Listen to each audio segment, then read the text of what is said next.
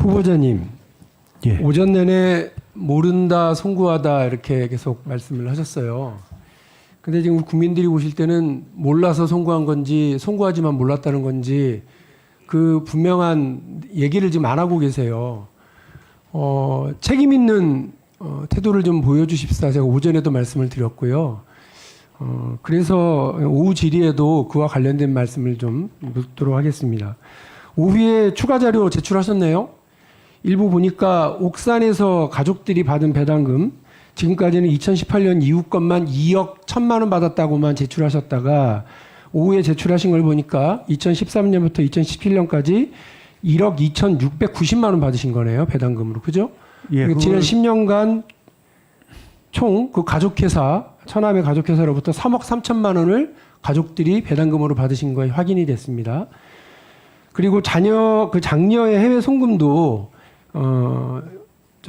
7년 8천만 원, 7년 동안 8천만 원을 보낸 것으로 다시 확인이 좀 되고 있어요.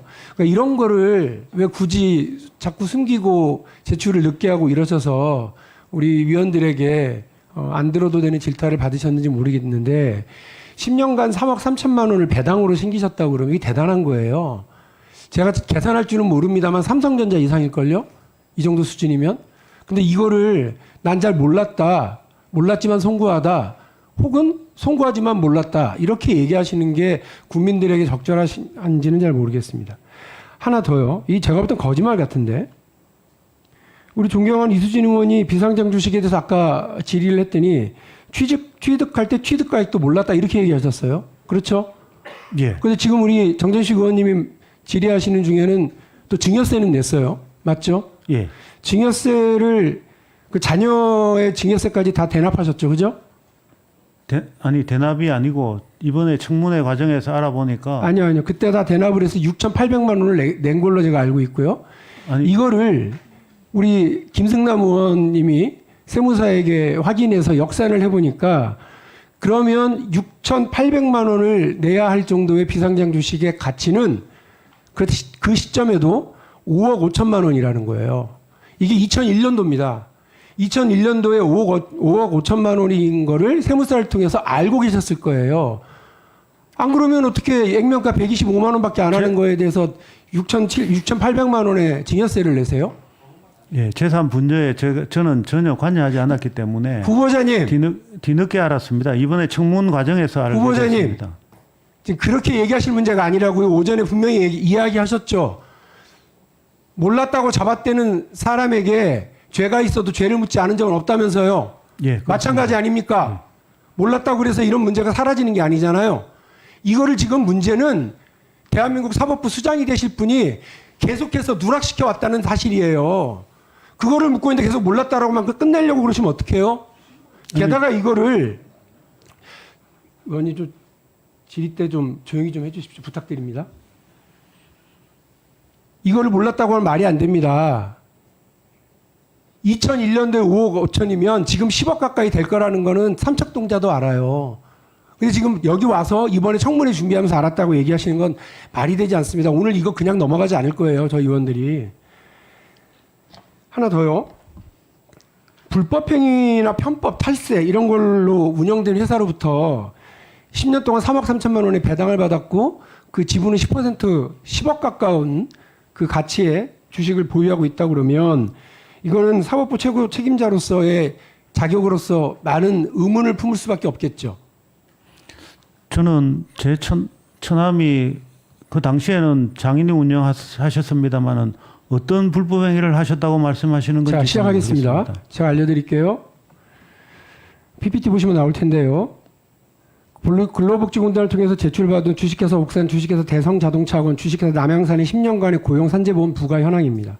이 부가액수를 통해서 근로자 개개인의 연간 보수 총액을 산정을 했는데요. 산정해 보니까 옥산에서는 10년간 15건, 남양산에서는 31건, 대성자동차에서는 26건의 최저임금법 위반 의심 사례가 나타나고 있습니다.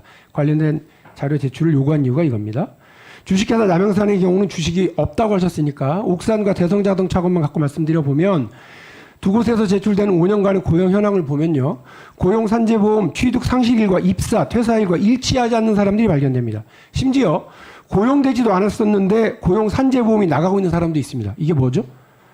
만일에 이분들이 가족이거나 친인척이라면 명백한 탈세 의심 사례입니다. 오늘 중으로 두 회사의 근로계약서 일체를 제출받아야 되는 이유가 여기 있습니다. 아울러 이분들 중에요, 액수가 딱 떨어지는 사람들이 있어요. 한 달 월급 추정액이 지나치게 높아요. 1,000만 원이 넘는 사람이 있습니다. 이들이 가족이나 친인척인지 확인도 해야 되겠고요. 혹은 도로교통법상의 위반 사항인 이른바 자동차 학원이 늘상 하고 있다고 하는 유령 강사를 운영하는 흔적인지도 확인이 필요합니다. 이분들의 기록 일체를 제출해 달라는 것도 이 때문입니다.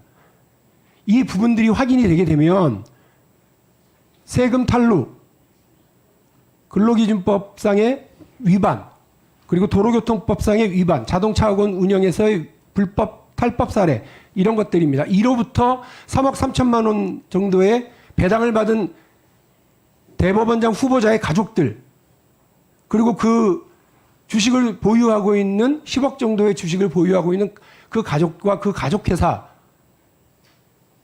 두고 있는 대법원장 후보자를 어느 국민이 상식적으로 용납을 하고 승인을 하시겠습니까? 아까 잠깐 얘기 나왔습니다만 우리 지난 정부에서 한 장관 후보자 그 가족 일가를 털면서 그 가족들에게 부과됐었던 도덕적 가치의 기준 생각해 보십시오. 후보자께서는 어떻게 생각하시는지 모르겠습니다만 그것을 그대로 적용하신다고 그러면 몰랐습니다, 송구합니다, 혹은 송구하지만 몰랐습니다, 이런 말로 빠져나갈 수 있을 거라고는 저는 생각하지 않습니다. 관련된 일체 자료 다 제출해 주시길 부탁드리겠습니다. 내일 그리고 관련된 증인이 이 자리에 나오기로 되어 있는 걸로 알고 있습니다. 반드시 나와서 그 관련된 해명도 해 주셔야 된다고 생각합니다. 후보자의 입장 다시 한번 묻겠습니다. 예, 뭐 처남이 운영하는 회사이기 때문에 저는 내용은 전혀 모릅니다만은 제 처남이 내일 증인으로 채택되어 있으니까. 제가 묻는 건 예. 후보자가 그렇게 불법 탈법 의혹을 가지고 있는 회사로부터 계속해서 금전적 이득을 보아온 거 아닙니까? 거기에 대해서 아무런 책임감 못 느끼세요?